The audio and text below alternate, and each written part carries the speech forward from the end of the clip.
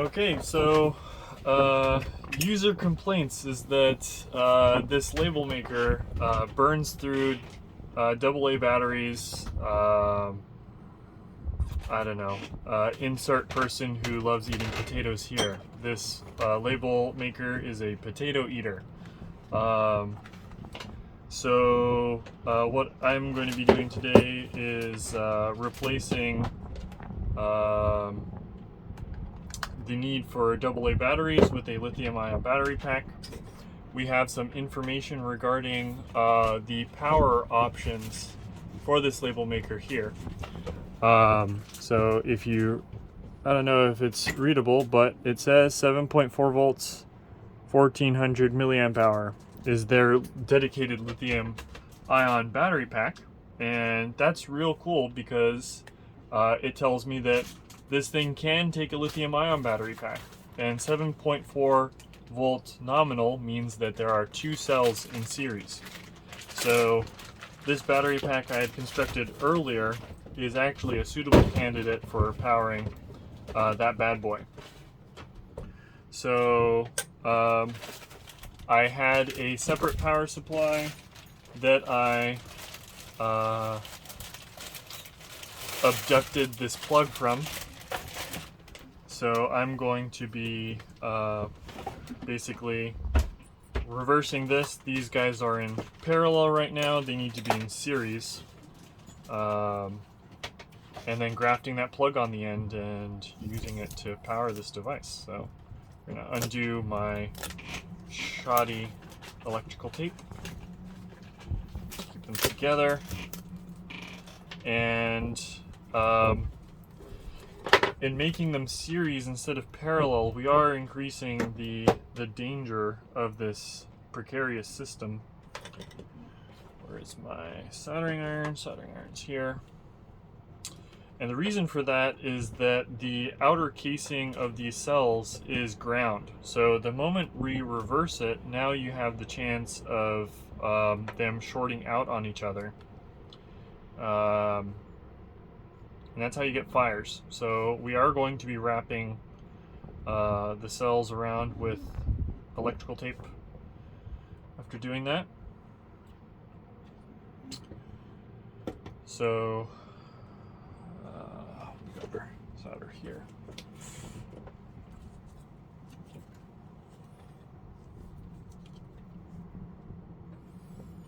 Okay, so as always, we're going to place some solder onto the soldering iron, and that will allow me to freshen up the solder here. That'll get these wires off with as much haste as possible. There we go, that one's off. And then we're going to do the same thing with this other connector. Yep, that one's off. And that's unsecure now. So we're going to go ahead and undo this other connection as well. Again, we don't want to really be spending more time on these joints than we need to, just to avoid. Sorry about the shakes that I have here with my hands. Had a little bit of caffeine this morning. Okay, that guy is now unsecure. So now that we have these batteries, we need to verify the polarity, which we're going to do with our handy dandy multimeter. Okay.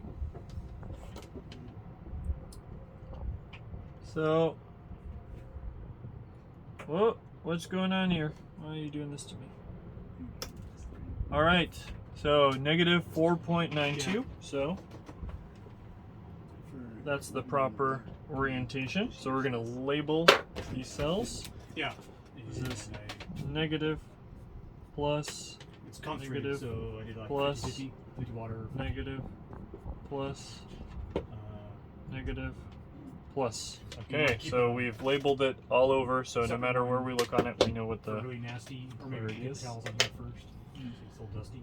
And then we're going to go ahead and check here. And through here, it's going to be same grease. deal. Residue. So plus, minus, plus, minus, Okay. plus, minus, I wanted to like plus, minus. And for posterity, we can write it on there working on stuff. and write as it we there. go underway, I don't wanna, like, use them unnecessarily. So we've Or got you can wash them. nicely labeled everywhere. So, connecting these guys in series. So this is how they're going to be, right? So Gregory, dishes go. So the end goal is going to be to solder Don't this worry, guy it's fine. there, only on one side. If you solder on both sides, you're going to have a problem.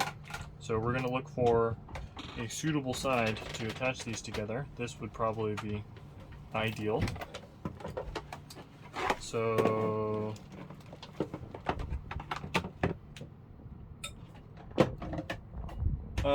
where's the electrical tape gun? Here we go. Do we not have rolls that are completely depleted? Like, I have one, which I don't know its location right okay.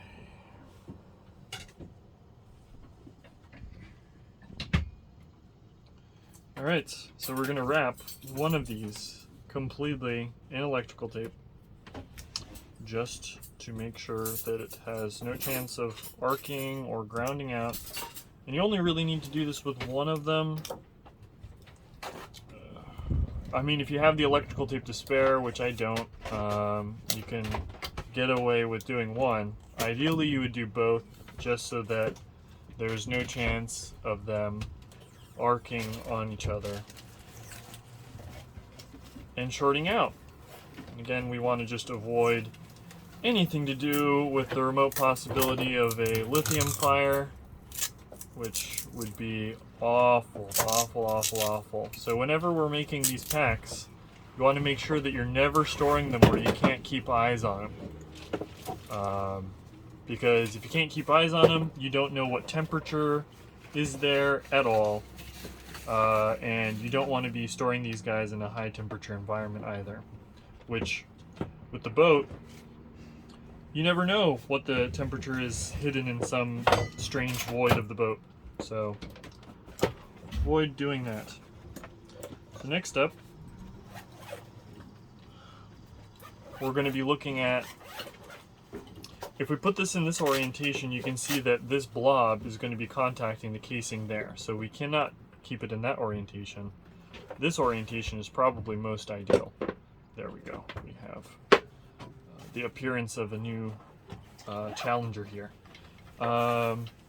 So we're going to solder right there. So what I'm going to do is I'm going to pre-tin this section so that we don't have to put in unnecessary heat.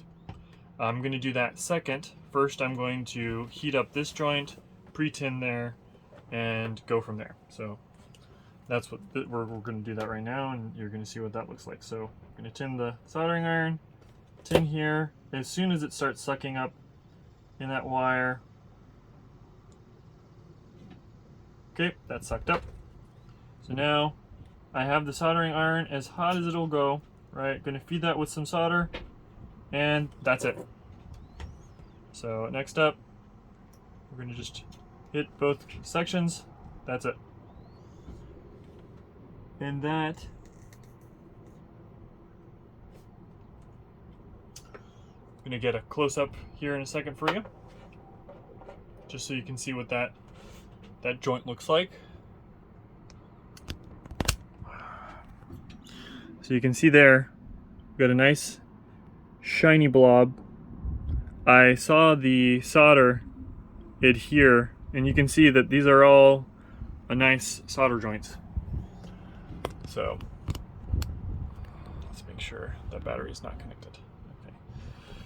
All right, so these guys are now in series, and now they're very precarious, right? They want to swivel all around. We're now going to take that hot lead, right? Let's just snip that off so that it doesn't arc somewhere. Right, so we're going to snip off that cable. Okay, that's snipped, and now that cannot arc. Okay, we're going to grab the end of this electrical tape and secure. let's secure that end as well. Okay, there we go. And voila. So we secured them together. Alright, and then we're going to go to the other side and do the same thing so they cannot rub against each other. They are firmly in contact. Groovy. Alright.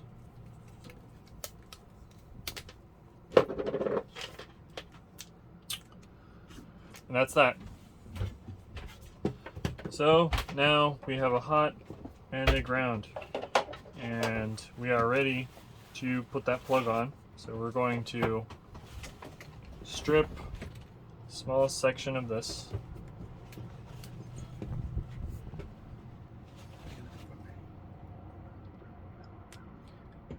Need something? Closer to the mast. You're just on the edge. Well, I'm stripping the wire, it doesn't matter. Okay, so we strip that. Okay, this wire is already tinned, don't need to do anything there, but I do need to tin this. And I would recommend always pre-tin your wires before you go and try and like stick them together, because otherwise it's going to take forever for you to get them and you're going to be very frustrated. Why is the soldering not happening? It's way harder to, this is so annoying. It's way harder to solder two wires together if they don't have solder than it is to solder them separately. So I'm just gonna wave that back and forth, kind of get it to suck them in, and then if I look on the other side, you can see that the other side doesn't have any solder on it, right? So go ahead, rotate the wire, solder the back side, right? This is pre-tinned wire, technically, because it's marine grade, but we're just going to kind of saturate that. We've got a nice little pedestal that we can form right there. So we're going to feed in some more solder, and let that really wick in. There we go. So we've got a nice glossy blob, and we can see that the other side does have solder to it. We're going to feed that back in. All right. It's dripping with solder. Yummy. Okay, so next up, this battery, this guy, apparently the hot and the neutral are swapped. So we're going to have to swap them on this end as well. And you can notice that this wire is exceedingly thin here, which is fine. That's going to limit the current for us and keep it in a safe zone for the purpose of this application. I'm gonna wrap that around, and the other side is gonna go here. So before we solder anything, we're gonna want to test out if indeed this works, and we're gonna plug that in. And it's making sounds, and when I press the on button, you can see the label width works. So we're gonna go ahead and solder that. So all we should have to do is feed in a very minimal amount of solder to this to get it all soldered up.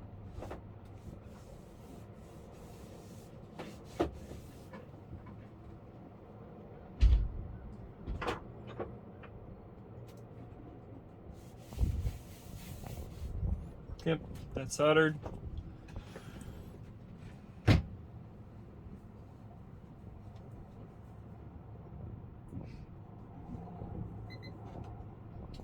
All right, all good. So immediately I disconnect my soldering iron. By the way, the soldering iron I use is a TS100. Can heavily recommend these guys. Awesome. So now that this is soldered, we're gonna check the finger. We're gonna do the finger test real quick. I know that I didn't put that much heat into this, so the finger test reveals that we are safe to put the electrical tape on there. The way that we're going to do some strain relief, right, because we don't want that tiny ass little cable jiggling and breaking, we're going to put the cable on here, electrical tape that, right, we're going to wrap the entire thing, isolate it, right, That's the first electrical tape, right? And then you're going to go ahead and bend it again. So that way when you pull on this guy, it has to overcome a lot of pressure, or sorry, a lot of tension of the cable against the electrical tape before it can come out. And you can see that like there's some slight strain relief that's even happening here in that bend radius. So I'm just going to tighten that down and do the same thing on this other side.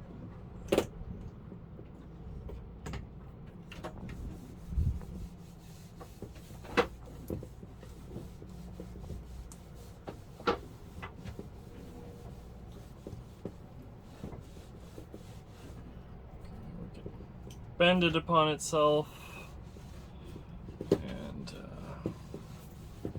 yeah.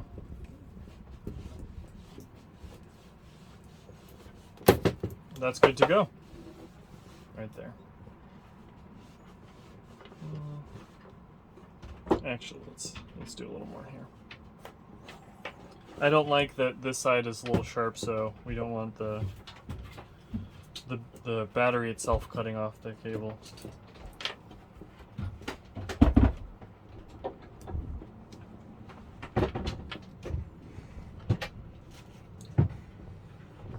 And remember, don't stick the plug in your mouth if you're using your mouth to hold things.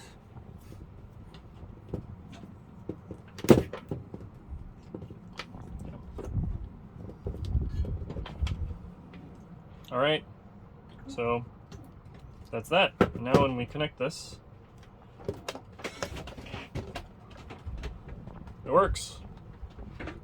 That's that.